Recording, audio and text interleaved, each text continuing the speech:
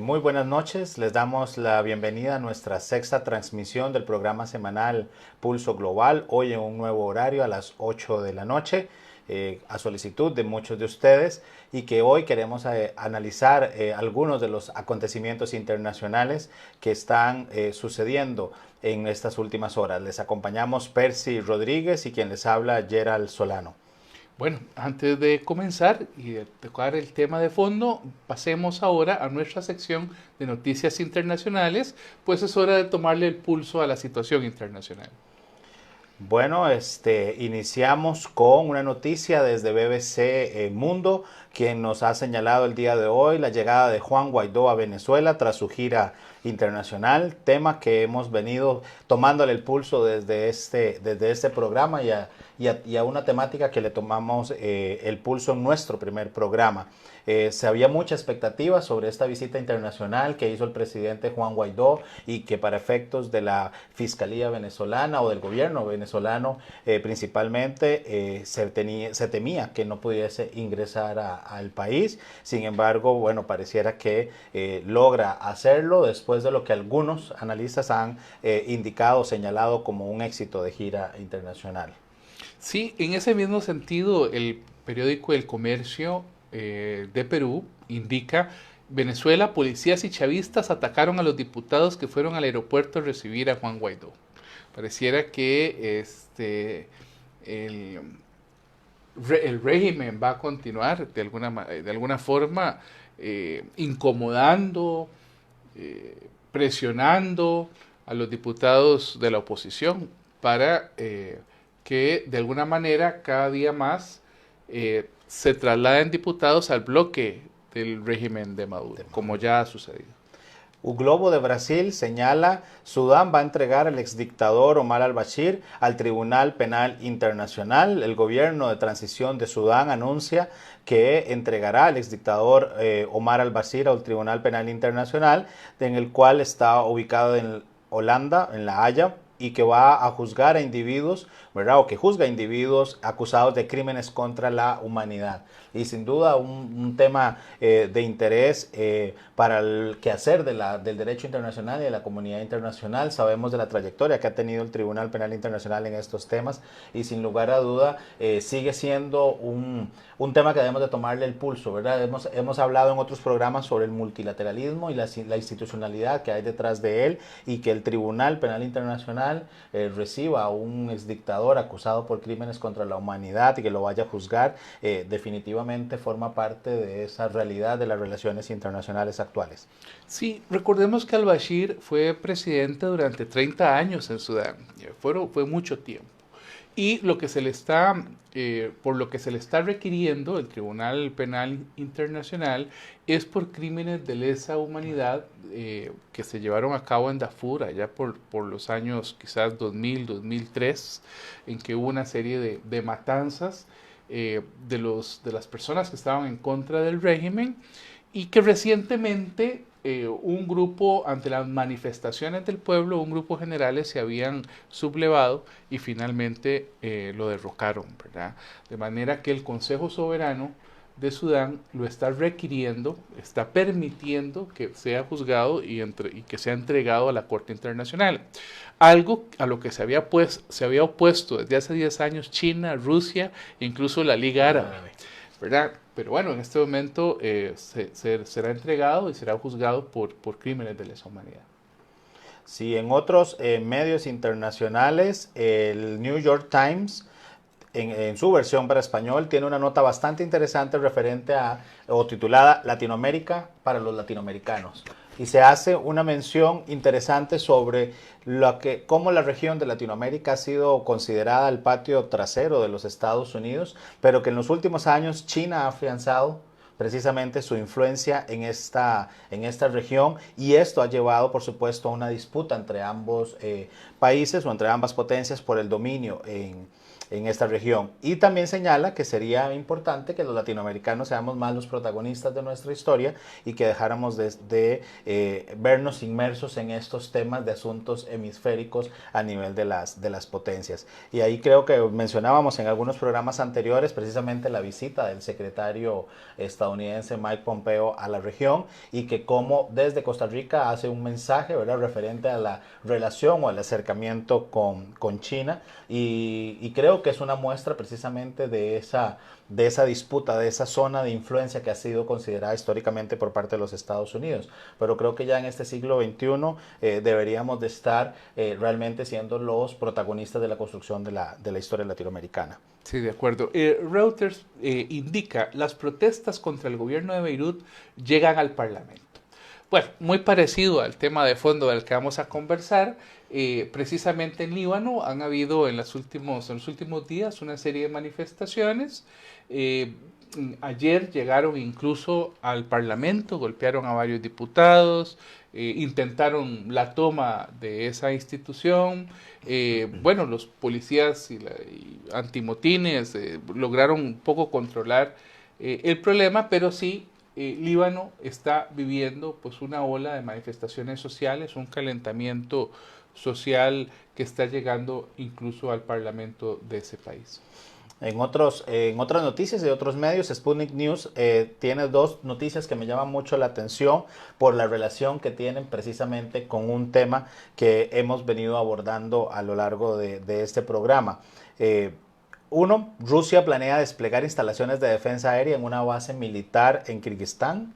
Y la otra señala que Trump apuesta por aumentar poderío nuclear a falta de acuerdo con Rusia y China.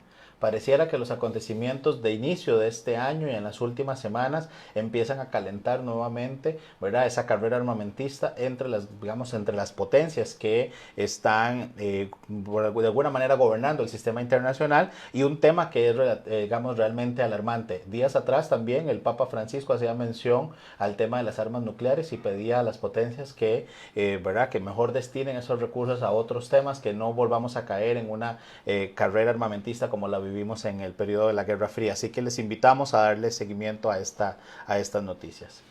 Bueno, y en ese mismo plano, el medio France 24 lo dice que más de 30 militantes islamistas murieron en Operación Barkhane en el Sahel, en el norte de África. Es decir, es una operación llevada a cabo contra grupos terroristas por parte del ejército francés con apoyo logístico norteamericano. Entonces, veamos cómo la guerra al terrorismo se está ampliando, ya no solo es Estados Unidos, sino también países europeos, en este caso Francia, que está realizando operaciones, esta vez no en Medio Oriente, sino en el norte de África.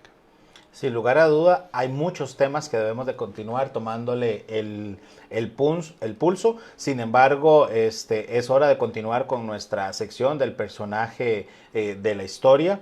Hoy dedicaremos a un personaje muy particular y que antes de iniciar el programa conversábamos Percy y yo un poco sobre la historia de El Salvador, que como ustedes, amigos que nos están acompañando, vieron, hablaremos sobre la crisis política o la crisis constitucional que está viviendo en este momento nuestro país vecino, El Salvador.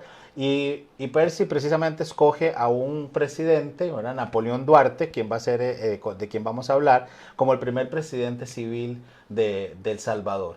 Y entonces a partir de ahí nos llamaba la atención y discutíamos un poco el por qué llamarlo el primer presidente civil de El Salvador. Así que damos este espacio para contextualizarnos en el personaje de la historia.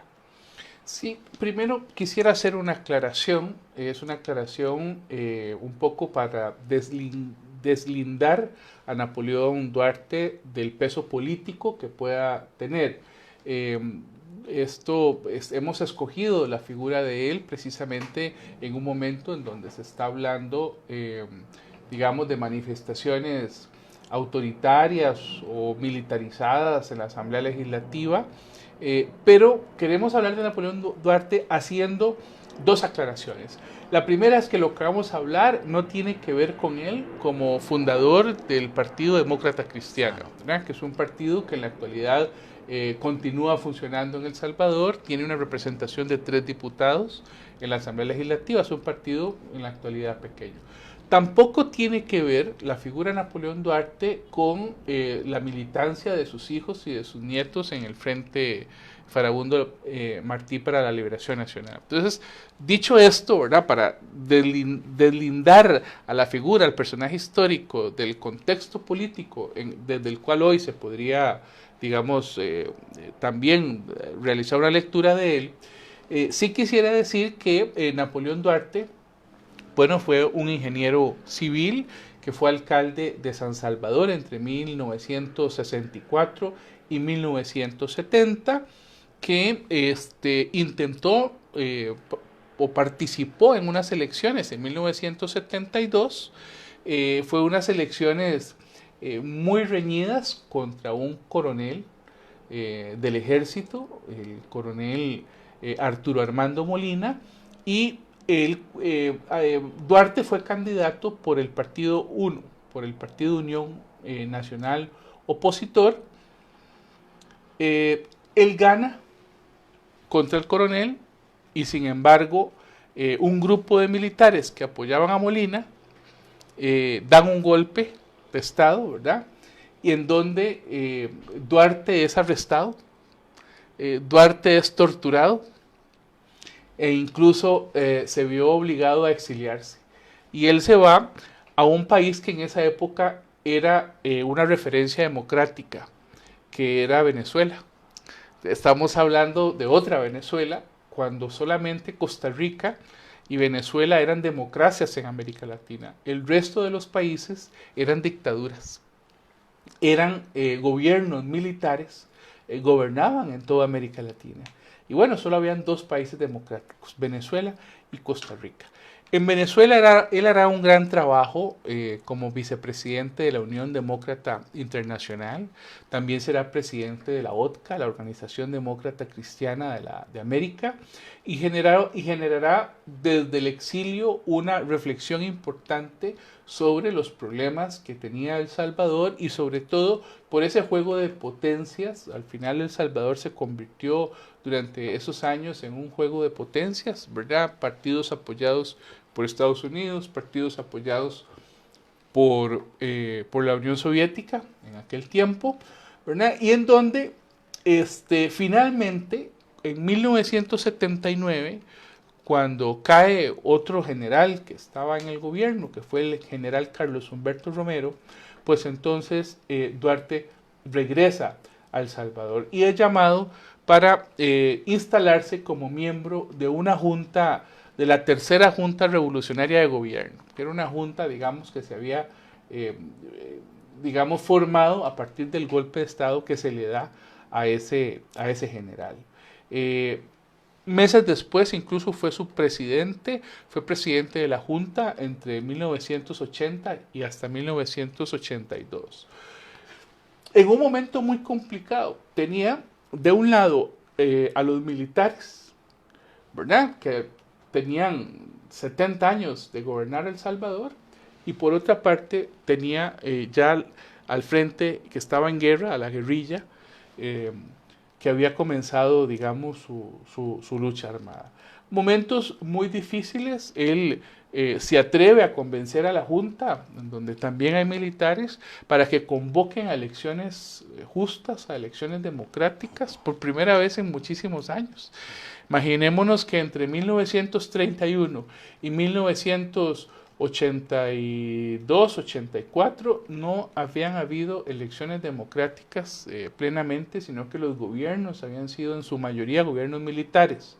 Estamos hablando entonces de la posibilidad de que El Salvador fuera a elecciones en las que participaron, bueno, principalmente Napoleón Duarte con la Democracia Cristiana y el Grupo Arena, que acababa de ser fundado por Roberto de Aguizón. Bueno, al final Napoleón Duarte gana en primera ronda, tienen que ir a una segunda, vuelve a ganar en segunda ronda y queda electo como el primer presidente civil democrático después desde el año 31 de tener en su mayoría gobiernos militares. Bien, finalmente él realiza un gobierno en donde la guerrilla está a mitad de la guerra civil. Recordemos que la guerra civil en El Salvador duró muchísimos años, estamos hablando de desde 1980 hasta 1992, ¿verdad? Es realmente muy complicado. Y él, incluso le secuestran a una hija estando él en el gobierno. Y al final logra entregar, convocar a elecciones democráticas nuevamente, en las que gana el partido Arena con Alfredo Cristiani. Y él ya enfermo, porque Napoleón Duarte enferma, le entrega el poder a Alfredo Cristiani. Napoleón Duarte fue de los que firmó los acuerdos de paz de Oscar Arias. Fue de los que participó en Esquipulas I y Esquipulas II, ¿verdad? En los que trató de regresar, digamos, a la democracia de El Salvador, convoca elecciones democráticas y logra nuevamente que otro presidente que llega por la vía de las elecciones, que es Cristiani, Alfredo Cristiani, pues retome los proyectos que él llevaba e incluso pueda plantear lo que fue posteriormente con la intervención de varios países o con el apoyo de varios países como México, pues firmar los acuerdos de Chapultepec, que fueron los acuerdos de paz que se firmaron entre la guerrilla y el gobierno y los militares finalmente en 1992. Bueno, pues definitivamente un tema muy interesante y una contextualización precisamente para ingresar a nuestro tema de fondo. Gracias por continuar con nosotros, llevándole el pulso a los acontecimientos globales. Y al ser las 8:16 de la noche, vamos a dar entonces inicio a este tercer bloque, en el cual vamos a analizar la situación que hoy está viviendo El Salvador. Y bueno, Percy, si me permitís, ahí podríamos entonces continuar un poco conversando ya a partir de este regreso de El Salvador a la democracia, ¿verdad? Al elegir a un primer presidente, como lo llamas, civil, y que a partir de ahí, en las siguientes 2 décadas, ¿verdad? Prácticamente vamos a encontrar, vamos a ver, un espacio bastante, se podría decir, complejo, ¿verdad? Es una democracia incipiente, ¿verdad? Está naciendo, hay que empezar a fortalecer institucionalidad. Estamos hablando que la Constitución salvadoreña establece que la República tiene un sistema presidencialista basado en un gobierno republicano, democrático y representativo, y que esto quiere decir que es precisamente un sistema en el cual vamos a tener una división clara de poderes, ¿verdad? Donde vamos a tener una asamblea legislativa, un poder legislativo, un poder ejecutivo y un poder judicial. En el caso particular de la Asamblea Legislativa es unicameral, que está compuesta por 84 diputados elegidos por periodos de 3 años con una reelección indefinida, si así lo quisieran, y una organización política de unos 14 departamentos, ¿verdad? En términos, digamos, de contextualización. Y a nivel de los partidos políticos, hemos visto a lo largo de los últimos años cómo han ido, ¿verdad? Los partidos tradicionales, por supuesto, ¿verdad? El Frente Farabundo Martí para la Liberación Nacional y el partido Alianza Republicana Nacionalista, la Arena, pero que se han ido sumando algunos otros ¿verdad? Partidos o algunas otras coaliciones, y que incluso dentro de ese espacio El Salvador ha tenido que enfrentar grandes problemas en términos de seguridad, en términos de pobreza, en términos de generación, ¿verdad? de oportunidades de trabajo, de empleo, y que ha caracterizado también al país por esa gran oleada de migrantes, ¿verdad? Sabemos que en Estados Unidos el número de salvadoreños que residen es significativo, incluso, ¿verdad? Se habla de un porcentaje muy alto del Producto Interno Bruto salvadoreño que es inyectado por las famosas remesas. Y esto hace que la situación a nivel, digamos, también del manejo político haya sido complejo en estos años, ¿verdad? Pero ahí es también importante señalar tal vez que los periodos presidenciales han estado marcados por una serie también de cuestionamientos, ¿verdad? Lamentablemente una de las realidades que ha vivido Centroamérica, y El Salvador no ha sido excepción, ha sido el tema precisamente de corrupción, ¿verdad? Y pareciera que hay también un desencanto dentro de la población por los partidos tradicionales. y esto lleva, ¿verdad? Por supuesto, la aparición de nuevas figuras o de figuras tal vez algunos no tan nuevos, pero sí precisamente y lo hemos mencionado tal vez con el caso de Venezuela, ¿verdad? En América Latina siempre hemos tenido como esa necesidad de Mesías, ¿verdad? Esas figuras mesiánicas que van a venir a cambiar las cosas y a sacarnos de la condición en la que estamos, pero bueno, creo que todos deseamos estar mejor, pero también hay una institucionalidad que ir respetando, y eso es un poco, digamos, el fondo que hoy trataremos de analizar. Sí, así es. En el caso de la Asamblea Legislativa, si no me equivoco, solamente en Costa Rica y en El Salvador se le conoce al Congreso, al Parlamento, como Asamblea Legislativa. Entonces podría ser un dato interesante. Lo otro es que, como muy bien lo decías vos, El Salvador ha tenido que reconstruirse no solo en este momento, ¿verdad?, en que se rompe el bipartidismo, sino después de la guerra civil. Es decir, la guerra civil deja fuertes, grandes heridas, tal y como lo vivimos aquí en Costa Rica después del 48, ¿verdad?, en donde hubo un bipartidismo muy fuerte y en donde la desunión de familias y los problemas, bueno, ya las nuevas generaciones no lo recuerdan, pero sí a nosotros todavía nos tocó vivir un poquito, ¿verdad?, de esa coyuntura en donde se era de un partido o de otra. Ahora, en el caso del Salvador hay que comprender algo. Es decir, los dos partidos que surgen después de los acuerdos de paz, ¿verdad? Porque los acuerdos de paz permiten varias cosas. Lo primero es que el Frente se convierta en partido político, ¿verdad? Es decir, la guerrilla pudo accesar a participar en las elecciones municipales, en las elecciones a diputados, en las elecciones presidenciales. El grupo, digamos, de derecha, bueno, y constituirse como un grupo de izquierda, claramente delimitado así. En Costa Rica nosotros casi no hablamos de derecha e izquierda, ya no vemos bajo ese paradigma la política. Pero en El Salvador eso ha estado vigente hasta los últimos días, ¿verdad? Hay un partido de izquierda que ha sido el Frente tradicionalmente, que es un partido que viene de la guerra, que peleó en la guerra, en donde, bueno, el presidente que recién sale y le entrega a Bukele, el presidente Sánchez Serén, Salvador Sánchez Serén fue uno de los comandantes, de los 5 comandantes de la guerrilla. El vicepresidente Ortiz fue uno también de los combatientes. Varios de los diputados y diputadas fueron exguerrilleros y exguerrilleras. Igual los ministros. Es decir, hay que comprender que el Frente y Arena, que era el otro partido, un partido de derecha, con mucho apoyo de los empresarios, siempre estuvieron en una pugna constante desde los acuerdos de paz en 1992. Ahora bien, hay que comprender que fue una guerra de 12 años, que tuvo más de 75,000 muertos y desaparecidos, en donde hubo torturas de un lado y de otro, en donde hubo desaparecidos, secuestros, 500,000 de movilizados internamente, 500,000 en el exterior que tuvieron que salir del país. Estamos hablando de familias divididas, de un país muy dividido con grandes heridas, y bueno, que de alguna manera Nayib Bukele viene a capitalizar, digamos, esa situación. Como bien lo decías vos al final, con problemas de corrupción importantes. Es decir, al final, en los últimos 3, 4 años, lo que se ha visto ha sido, bueno, Francisco Flores, presidente que murió y que no logró ser, digamos, juzgado en vida, pero estaba acusado de corrupción. El presidente Saca, otro presidente de Arena, también acusado por corrupción. Y Mauricio Funes, que fue el primer presidente del Frente, del FMLN, que llegó como presidente al Ejecutivo y que finalmente tuvo que huir a Nicaragua, donde se encuentra actualmente por acusaciones de la Fiscalía sobre presunta corrupción.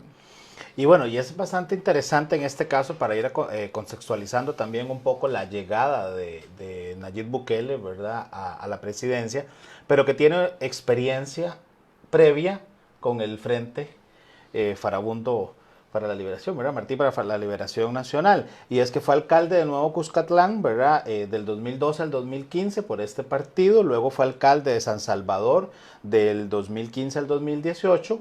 y para las elecciones a presidente decide ir por un partido, ¿verdad?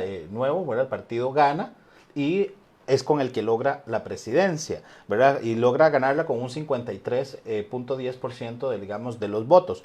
Pero algo importante, que ahora que mencionaban la conformación, que me parece relevante señalar acá, es precisamente la conformación de esa asamblea, ¿verdad? Es decir, cuando estamos hablando en democracia, y eso es un punto tal vez importante a resaltar, nosotros, los ciudadanos, vamos y elegimos de una, ¿verdad? De diferentes fórmulas para los diputados, para el presidente o en este caso, digamos, las alcaldías. Y que esa institucionalidad también demanda una capacidad de negociación y de claridad por parte de quien va a gobernar. Y en el caso de la asamblea con la que está en este momento el presidente Bukele, tiene 18 diputados por el partido Arena, 35 diputados del Frente Farabundo Martí para la Liberación Nacional, el FMLN, 16 diputados de su partido, ¿verdad? La Gran Alianza por la Unidad Nacional, GANA, 10 diputados del Partido de Conciliación Nacional, del PCN, y del Partido Demócrata Cristiano, 2 diputados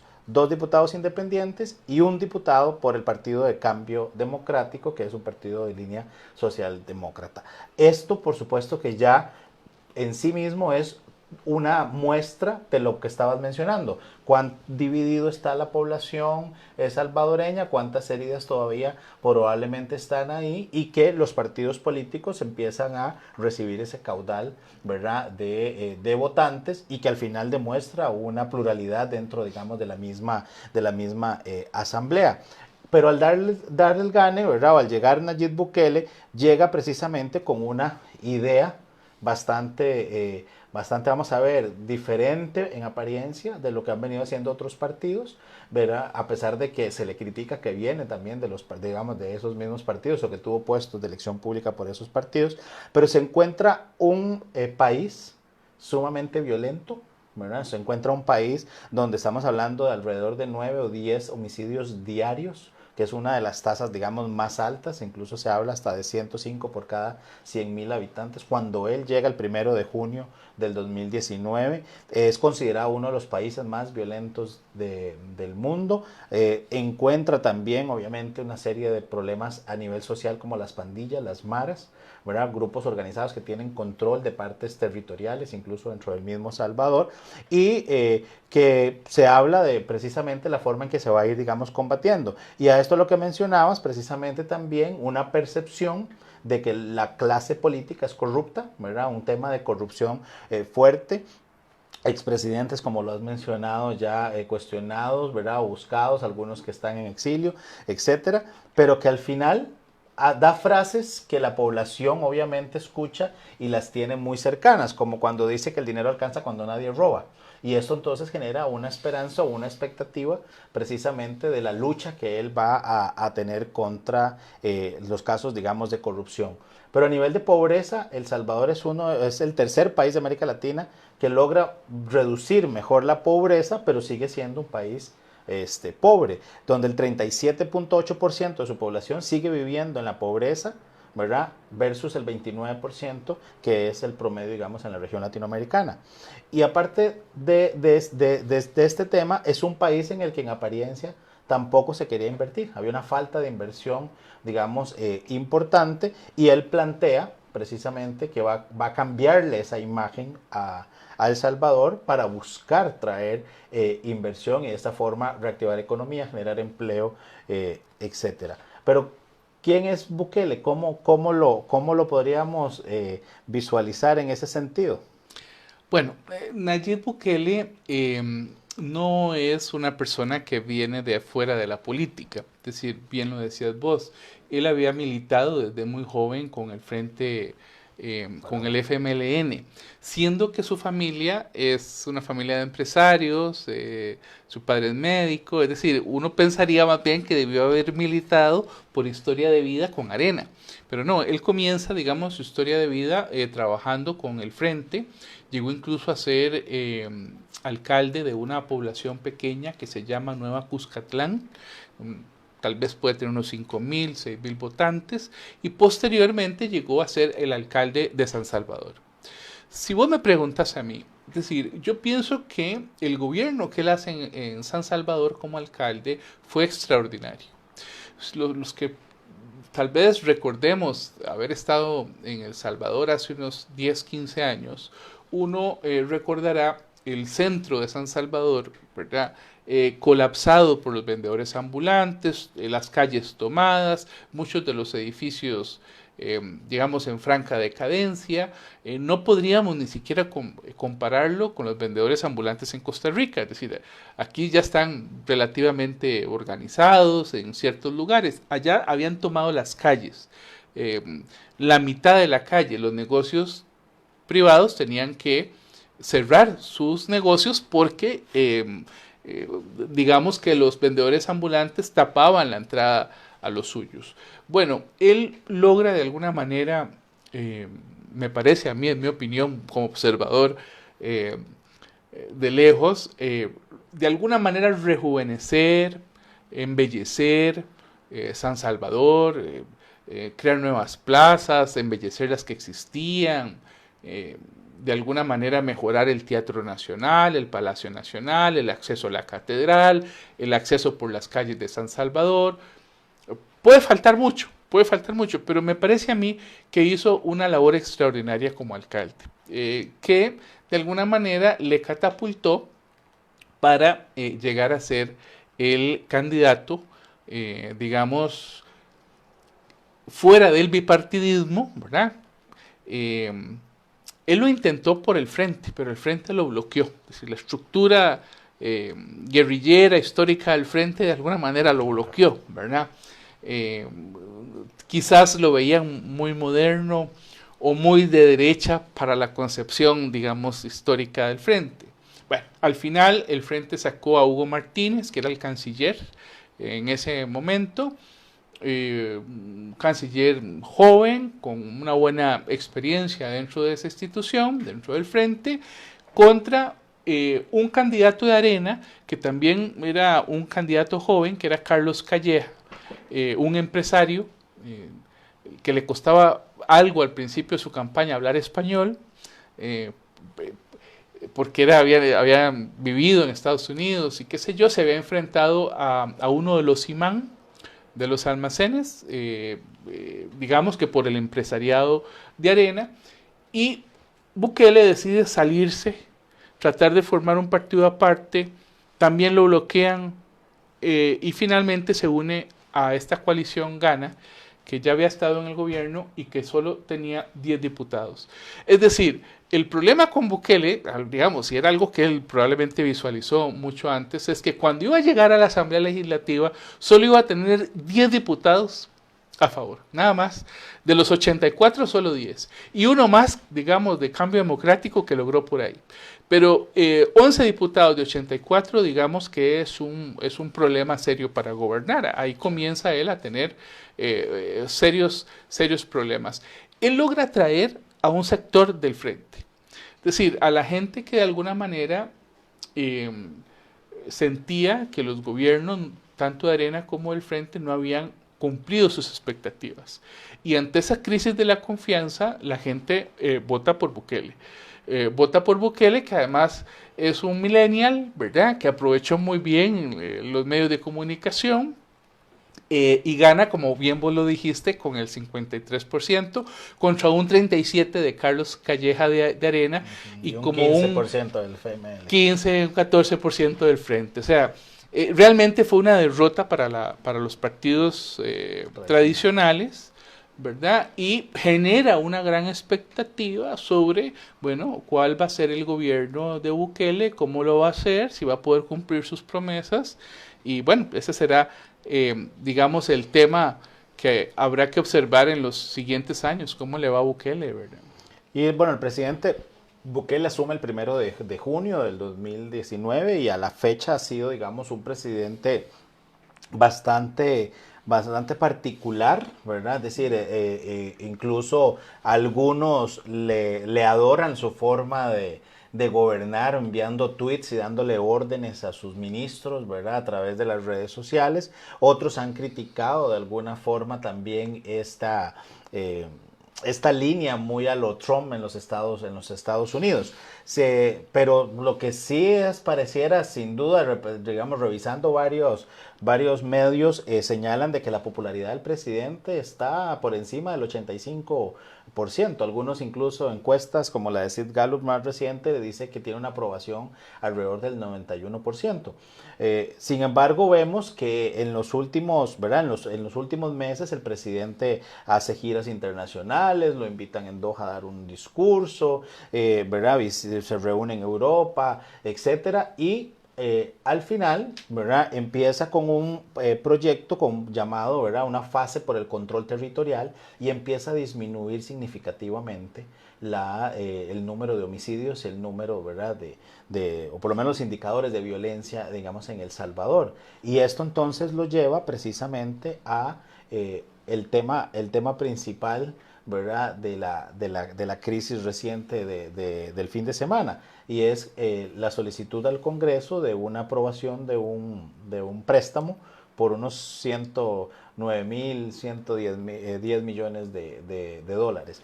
Y esto entonces genera precisamente una confrontación entre el presidente Bukele y la Asamblea Legislativa. Ahora, algunos han señalado algunos elementos acá, y por lo menos recuerdo que mientras el fin de semana pasaba esto el domingo, algunos me consultaban y me decían de que por qué había tanta molestia con lo que el presidente Bukele estaba haciendo si la Constitución se lo permite.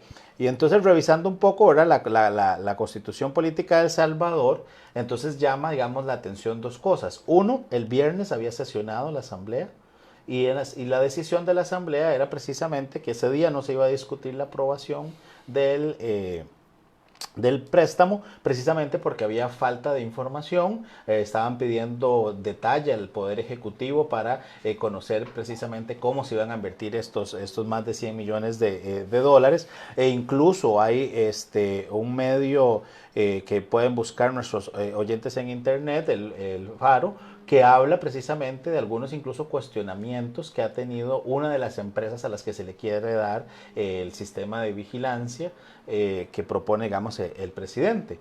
Y que entonces deciden el viernes el Parlamento votar a que el lunes, ¿verdad? El día de ayer, iban a revisar y a tomar esta discusión y este tema.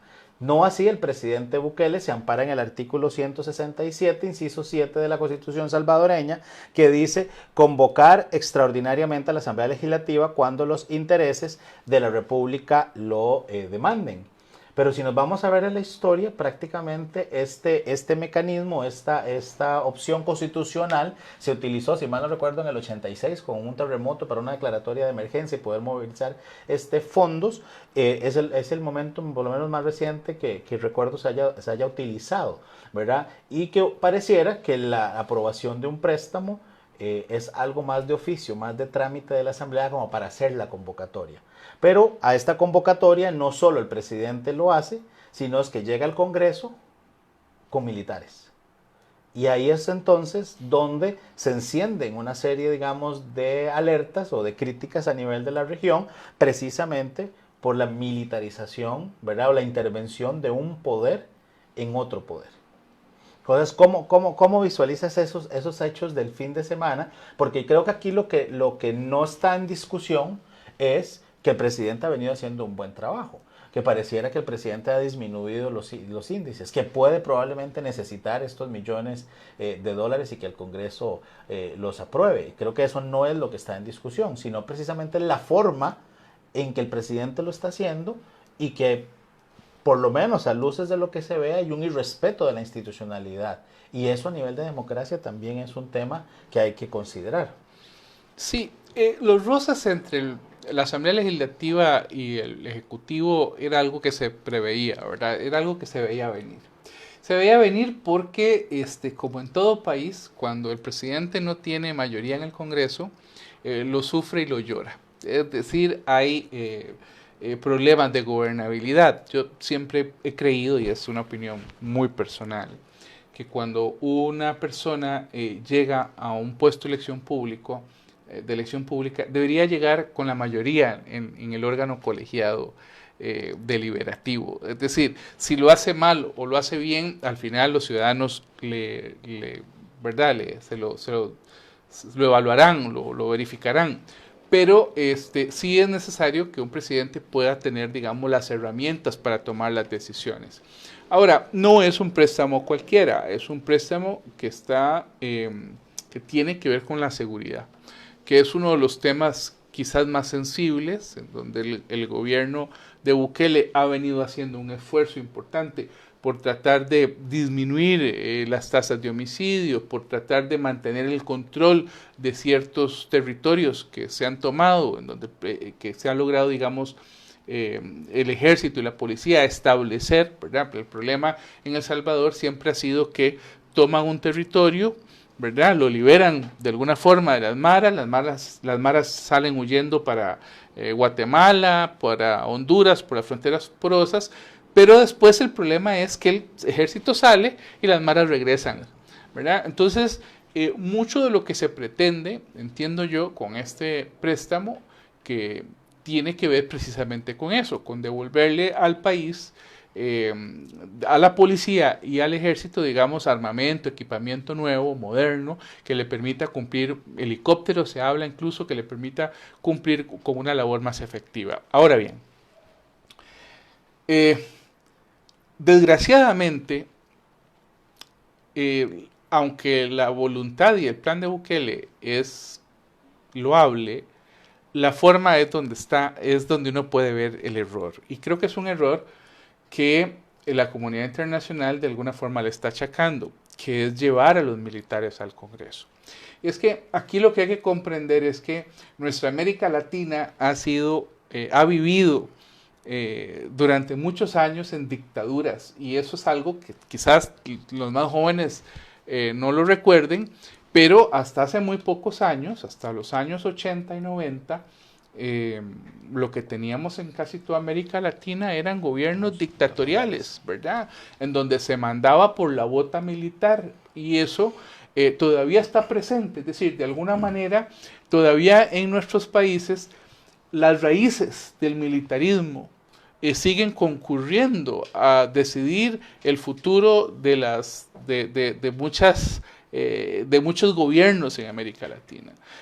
Podemos recordar el caso aquel del presidente Zelaya, ¿verdad? Que el ejército llegó en la noche a su casa, lo tomó y lo sacó de su casa y lo aterrizaron aquí en Costa Rica, en el presidente de Honduras, sí, en el aeropuerto Juan Santamaría, y los costarricenses lo recordaremos dando declaraciones en pijamas con el entonces presidente Oscar Arias, ¿verdad? Bueno, independientemente del contexto, los militares siguen teniendo una fuerza importante en la región, con un problema más grande, y es que la gente los ve de buena forma en la mayoría de América Latina.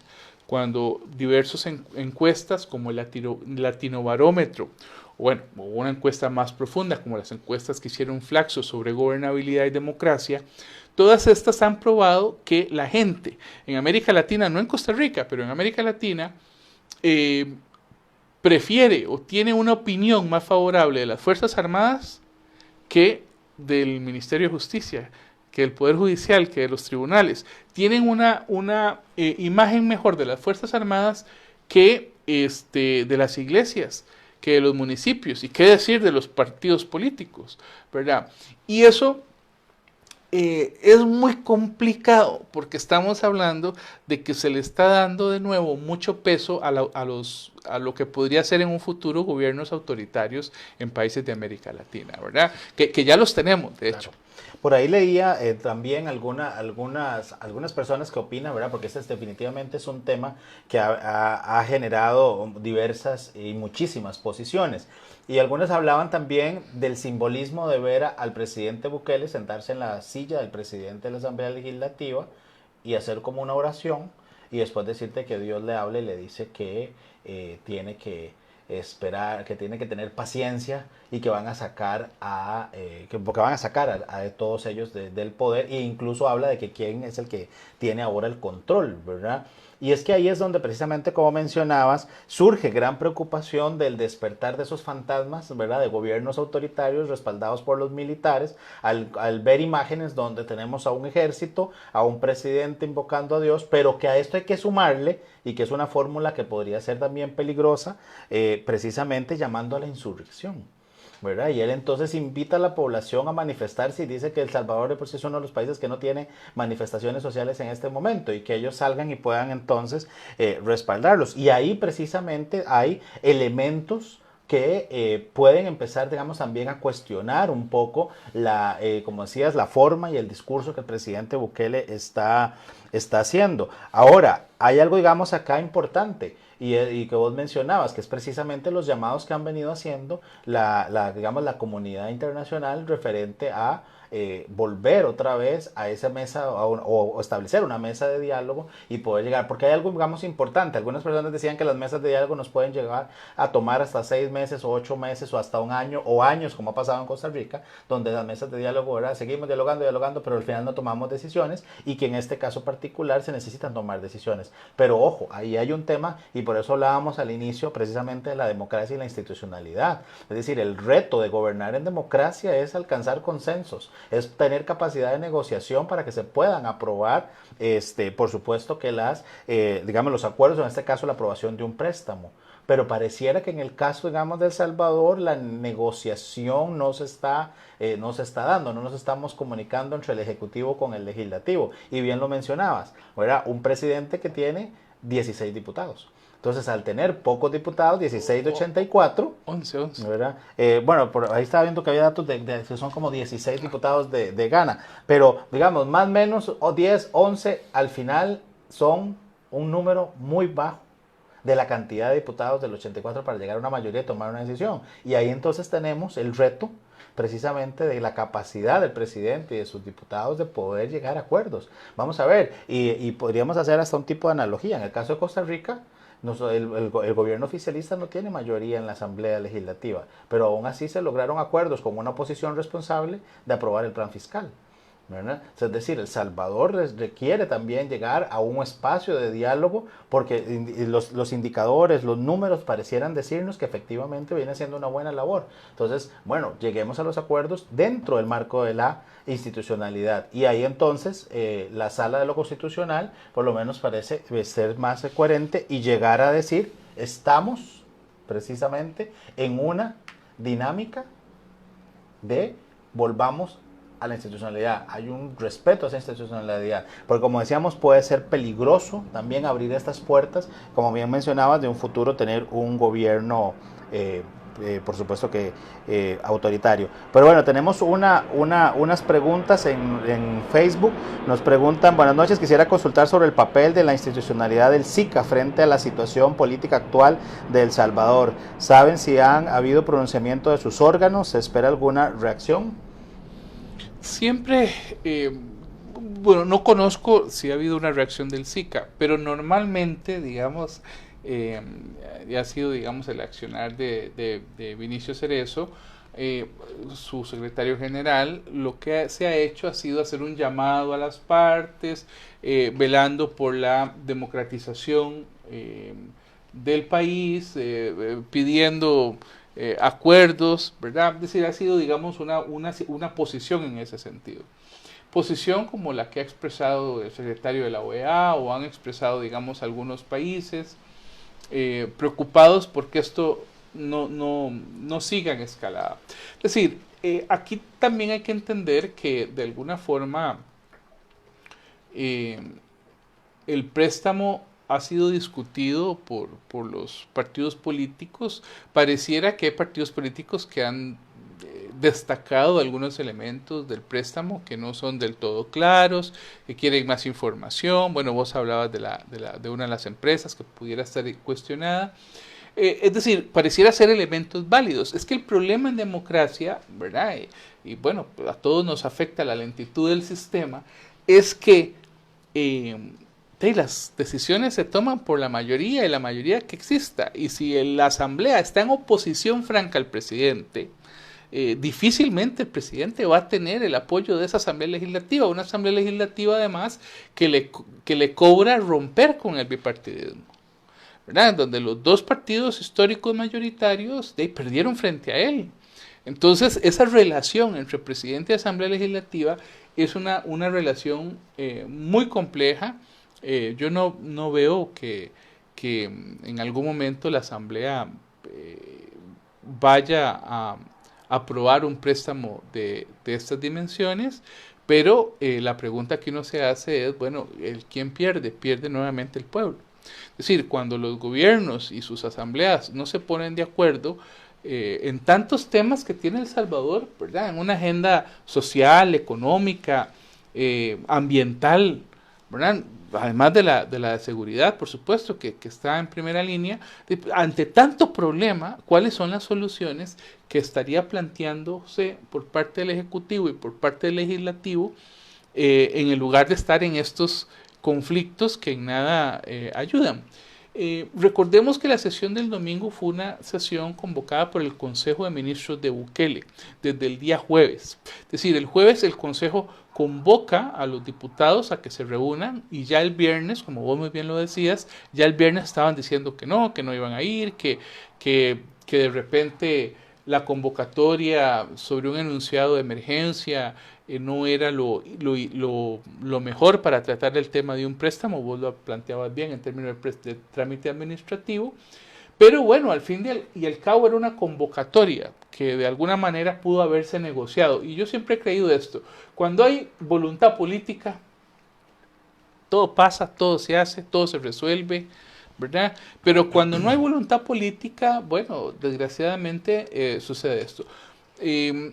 Yo sí condeno, digamos, el movimiento que hizo Bukele en relación de llevar a los militares y a la policía. Es decir, eso me parece que no debe darse en El Salvador. Revive momentos realmente oscuros de la historia salvadoreña. En América Latina también uno podría pensar que son, digamos, que la bota de los militares no debe volver a reinar en nuestros países. Es decir, es algo que no se puede justificar de ninguna manera. Y yo creo que, bueno, el tema de la solución que la Sala de lo Constitucional da, pues me parece, ahora lo podemos hablar, es uno de los temas que puede, por el momento, calmar esta situación que está viviendo, pues, nuestro hermano país de El Salvador. Sí, definitivamente, Percy. Creo que aquí hay varios, vamos a ver, varias posiciones. Algunos han considerado que al condenar o al ser, digamos, llamados a volver al respeto por la institucionalidad, es una forma de reproche a la gestión del presidente Bukele. Y por eso, digamos, hacía la aclaración de que no, que definitivamente se ha venido trabajando. Pareciera que bien, por lo menos las cifras oficiales, los índices oficiales que el presidente ha demostrado, ha manifestado en diferentes intervenciones, parecieran que bien, haciendo una buena gestión, y así lo están respaldando los porcentajes de aprobación de su gestión por parte de los salvadoreños, con más razón para no volver a despertar precisamente esos fantasmas, ¿verdad? Como mencionabas, de precisamente, digamos, de golpes o de dictatoriales, ¿verdad? Incluso él hacía declaraciones a un medio español y le decía que si él hubiese querido ser un dictador o ser autoritario, ese mismo día hubiese tomado entonces el control de todos los poderes para poder hacerlo, ¿verdad? Creo que incluso el tener que decirlo y tener que aclararlo también demuestra que definitivamente la decisión no estuvo bien de haber llevado a estos militares. Incluso, digamos, tengo, digamos, entendido que ya el mismo gobierno de los Estados Unidos también ha hecho su manifestación de que es inaceptable, ¿verdad? Y que hacen un llamado a que todas las partes trabajen juntas en volver a buscar una salida de acuerdo a lo que dice la Constitución, y que precisamente señalan de que obviamente el ingreso de las tropas al Congreso es inaceptable, ¿verdad? Y creo que este es un tema que definitivamente la institucionalidad, los órganos OEA, SICA, tendrán que en algún momento también prestar, digamos, atención y velarlo. Ahora, hay un tema que tal vez nadie, digamos, ha mencionado y que ojalá para bien del, digamos, del pueblo salvadoreño, de la misma gestión del presidente Bukele, sea así, es que el próximo año, ¿verdad? En febrero si mal no recuerdo, en febrero del 2021, vamos a tener las elecciones para renovar, digamos, el Parlamento, ¿verdad? Ojalá que esas elecciones transcurran con toda la transparencia, ¿verdad? Del caso, con observadores internacionales, etcétera, porque hay algunas declaraciones que algunos han dicho, bueno, mira, el presidente Bukele dice, bueno, los vamos a sacar el otro año, por eso hay que tener, digamos, paciencia, que no se vea, ¿verdad? Ensombrecidas esas elecciones con cuestionamientos, porque sería, digamos, muy lamentable para una gestión que, como he dicho, viene en apariencia siendo, digamos, exitosa y que definitivamente, como lo hemos mencionado hoy, la democracia genera mecanismos, procesos que nos permiten elegir y tomar decisiones. Si al final los diputados del bipartidismo no es lo que el pueblo salvadoreño quiere, pues que en las urnas pueda venir a votar y le dé mayoría al presidente Bukele en la asamblea para que la aprobación de sus proyectos sea mucho más expeditas. Pero si así no lo quiere la mayoría de la población y quiere un Congreso que siga fraccionado, también debería de ser el pueblo quien lo decida. Lo que sí no sería, digamos, de aceptación es precisamente este rompimiento y esta violación de los, digamos, a nivel institucional y por supuesto a nivel, digamos, de la misma Constitución. Sí, uno puede comprender que El Salvador tiene muchísimos problemas sin tener que formarse otros. Creo que las dos partes, tanto el Ejecutivo como el Legislativo, tienen que concentrar sus agendas en los problemas reales. El Salvador ha vivido en años recientes sequías importantes, ¿verdad?, en el tema ambiental que le han perjudicado y que pueden volver en cualquier momento. El Salvador tiene apenas un 80% de su población con acceso al agua potable, es decir, todavía hay un 20% que no tiene acceso a agua potable. Es una población en donde el 21% de sus habitantes está en condiciones de migración, está en condiciones de migrantes, todos conocemos ese tema. Pero además es un país en donde el 36% de su población vive en condiciones de hacinamiento y el 38%, como vos decías, de pobreza. Entonces, es un país que se las trae, digamos, como todos nuestros países centroamericanos, con grandes retos de gobernabilidad, de lucha contra la corrupción, de lucha contra la impunidad, con problemas de confianza hacia los partidos políticos y de gobernabilidad. Bien, finalmente, la Sala Constitucional de la Corte Suprema de Justicia en El Salvador tomó cartas en el asunto. Recibió varios recursos de inconstitucionalidad y decidió tres elementos, tres medidas cautelares que son vinculantes. La primera es suspender los efectos de cualquier acto o norma que sea consecuencia del acuerdo de convocatoria impugnado.